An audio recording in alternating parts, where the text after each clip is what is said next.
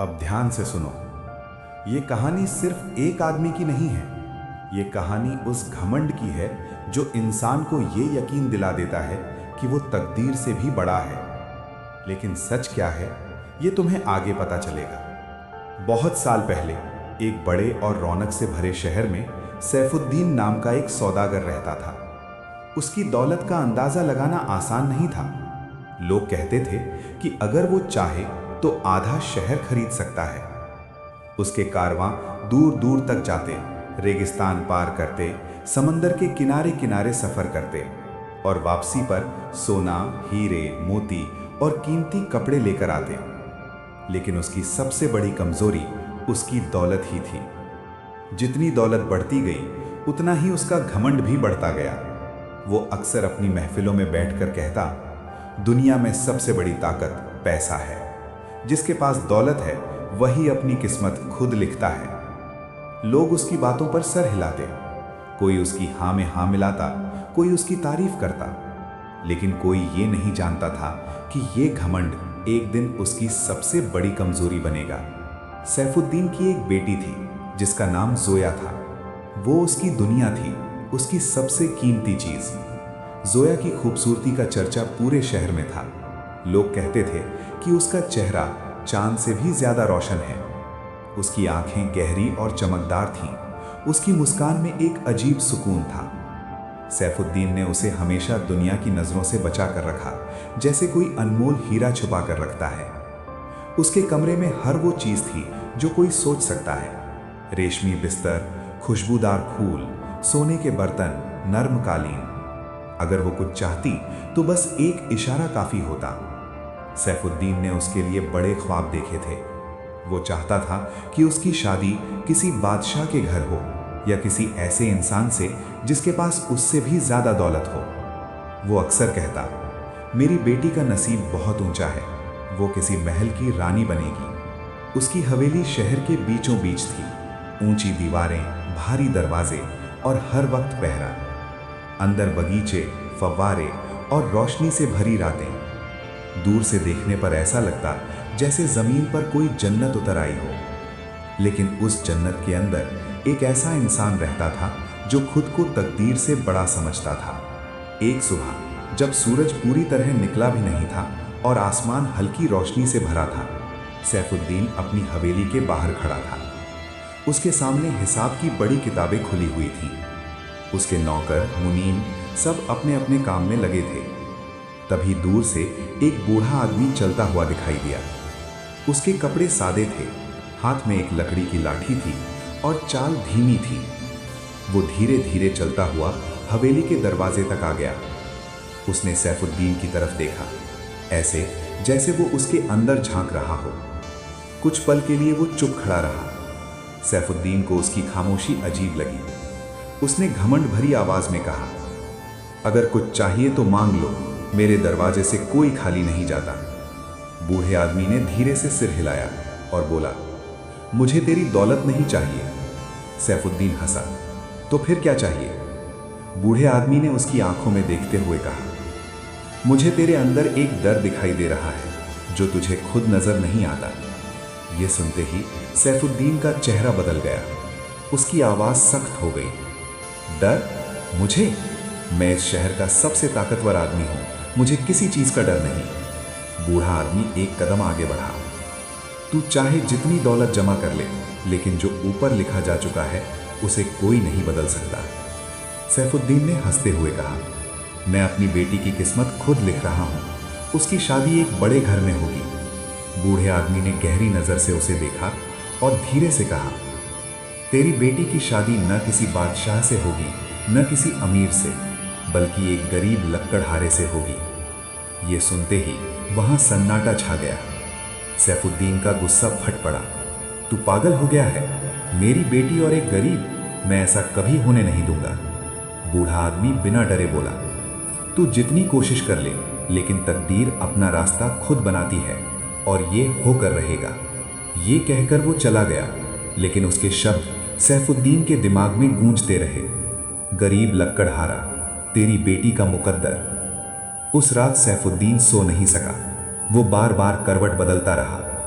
उसने सोचा, क्या सच में ऐसा हो सकता है? फिर उसने खुद को समझाया, नहीं, मैं ऐसा होने नहीं दूंगा। अगली सुबह उसने एक फैसला लिया, ऐसा फैसला जो उसकी जिंदगी बदलने वाला था। उसने शहर के सबसे होशियार कारीगरों को बुलाया और कहा, मुझे एक ऐसी जगह बनानी है जहां कोई पहुंच ही ना सके। कुछ ही दिनों में शहर से दूर पानी के बीच एक जगह चुनी गई। वहां एक ऊंची मीनार बनाने का काम शुरू हुआ। दिन रात काम चलता रहा, पत्थर जुड़ते गए, दीवारें ऊंची होती गईं। धीरे धीरे मीनार आसमान को छूने लगी। उसमें न कोई दरवाजा था, न कोई सीढ़ी, सिर्फ ऊपर एक कमरा और एक खिड़की। कुछ महीनों बाद वो मीनार तैयार हो गई। अब वक्त था उस फैसले को पूरा करने का। सैफुद्दीन ने अपनी बेटी जोया को बुलाया।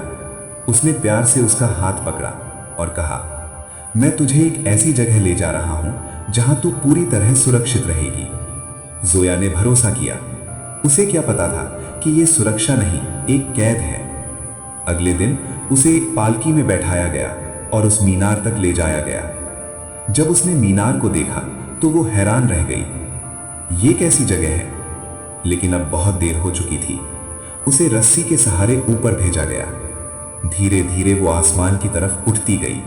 नीचे की दुनिया छोटी होती गई। जब वो ऊपर पहुंची तो वहां हर आराम की चीज मौजूद थी, लेकिन एक चीज नहीं थी, आजादी।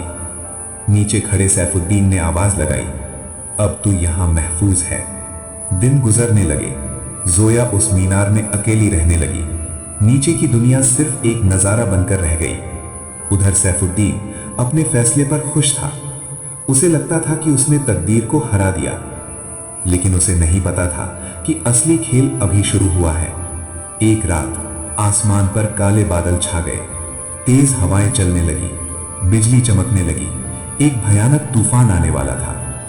उसी वक्त शहर से दूर जंगल में एक गरीब लड़का लकड़ियां काट रहा था। उसका नाम रहीम था। तूफान अचानक तेज हो गया। हवा इतनी जोर से चलने लगी कि वो रास्ता भटक गया। बारिश, अंधेरा और तेज हवा, वो इधर उधर भटकता रहा। फिर अचानक वो एक अजीब सी जगह पर आ पहुंचा। उसके सामने एक बहुत ऊंची मीनार खड़ी थी। वो थक चुका था। उसने ऊपर देखा और पूरी ताकत से आवाज लगाई, अगर कोई है तो मेरी मदद करो। ऊपर बैठी जोया ने पहली बार किसी इंसान की आवाज सुनी। उसका दिल जोर से धड़कने लगा। वो धीरे से खिड़की के पास आई और नीचे झांका। उसे एक परछाई दिखाई दी। कौन है वहां? उसने डरते हुए पूछा। नीचे से आवाज आई, मैं एक गरीब मुसाफिर हूं, रास्ता भटक गया हूं, मेरी मदद करो। जोया कुछ पल के लिए चुप रही। फिर उसने रस्सी की टोकरी उठाई और यही वो पल था जहां से तकदीर अपना खेल शुरू करती है। आगे क्या होगा? क्या ये मुलाकात सब कुछ बदल देगी? और अब वही पल आ चुका था जहां से कहानी सच में बदलने वाली थी। जोया ने कांपते हाथों से टोकरी को नीचे उतारना शुरू किया। हवा अभी भी तेज थी। बारिश की बूंदें दीवारों से टकरा रही थीं, लेकिन उसने हिम्मत नहीं छोड़ी। धीरे धीरे टोकरी नीचे पहुंची। रहीम ने उसे पकड़ लिया। उसके हाथ कांप रहे थे। वो थक चुका था। उसने जल्दी से पानी पिया और खाना खाया। उसकी आंखों में जान वापस आ गई। उसने आसमान की तरफ देखा और शुक्र अदा किया। फिर उसने ऊपर देखा। आप जो भी हैं, आपने मेरी जान बचाई है। अल्लाह आपको इसका बदला दे। जोया खामोश रही। कई सालों बाद वो किसी इंसान से बात कर रही थी। उसका दिल अजीब सी खुशी और डर से भर गया। रहीम ने फिर पूछा, आप इतनी ऊंचाई पर अकेली क्यों रहती हैं? ये जगह तो कैद जैसी लगती है। कुछ देर तक खामोशी रही। फिर जोया ने धीरे से कहा, ये मेरी किस्मत है। मुझे यहाँ मेरी हिफाजत के लिए रखा गया है। रहीम हल्का सा मुस्कुराया। हिफाजत दीवारों से नहीं होती, हिफाजत ऊपर वाला करता है। ये शब्द जोया के दिल में उतर गए। उस रात तूफान धीरे धीरे थम गया, लेकिन दोनों के बीच एक नई शुरुआत हो चुकी थी। अगले दिन रहीम वापस जाने लगा, लेकिन जाते जाते उसने ऊपर देखा। क्या मैं फिर आ सकता हूँ? जोया कुछ पल चुप रही। फिर उसने धीरे से कहा, अगर तुम चाहो तो। उस दिन के बाद रहीम रोज उस मीनार के पास आने लगा और जोया रोज टोकरी नीचे उतारती। धीरे धीरे उनकी बातें बढ़ने लगी। पहले हालचाल, फिर छोटी छोटी बातें, फिर सपने। जोया ने पहली बार जाना कि मीनार के बाहर की दुनिया कैसी है। रहीम ने उसे जंगलों की बातें बताई, नदियों की, खुले आसमान की। जोया खिड़की से बाहर देखती और उन बातों को महसूस करने की कोशिश करती। दिन हफ्तों में बदल गए, हफ्ते महीनों में। अब दोनों एक दूसरे के बिना अधूरे लगने लगे थे। उधर सैफुद्दीन अब भी अपने फैसले पर खुश था। उसे लगता था उसने तकदीर को हरा दिया, लेकिन उसे क्या पता था कि उसी मीनार के नीचे उसकी हार लिखी जा चुकी थी। एक दिन सैफुद्दीन हमेशा की तरह वहां आया। वो अपनी बेटी की आवाज़ सुनकर सुकून पाना चाहता था, लेकिन आज कुछ अलग था। उसे नीचे किसी के कदमों के निशान दिखाई दिए। उसका दिल जोर से धड़कने लगा। उसने गुस्से में आसपास देखा और छुपकर इंतजार करने लगा। कुछ देर बाद रहीम वहां आया। सैफुद्दीन की आंखों में आग भर गई। तो ये है वो गरीब लकड़हारा। उसका गुस्सा अब काबू से बाहर था। वो बाहर आया और जोर से चिल्लाया, कौन हो तुम? रहीम घबरा गया, लेकिन उसने हिम्मत नहीं हारी। मैं एक गरीब इंसान हूं, मैं यहां पनाह लेने आया था। सैफुद्दीन गरजा, और मेरी बेटी से मिलने भी। रहीम चुप रहा। ये खामोशी ही जवाब थी। सैफुद्दीन ने गुस्से में तलवार निकाल ली। आज मैं तुम्हें खत्म कर दूंगा। ऊपर खड़ी जोया ने यह सब देख लिया। उसका दिल टूट गया। वो जोर से चिल्लाई, नहीं। उसकी आवाज हवा में गूंज उठी। रहीम ने ऊपर देखा और पहली बार उसे साफ देखा। उसकी आंखों में डर नहीं था, सिर्फ सच्चाई थी। सैफुद्दीन आगे बढ़ा, लेकिन उसी वक्त तेज हवा चलने लगी।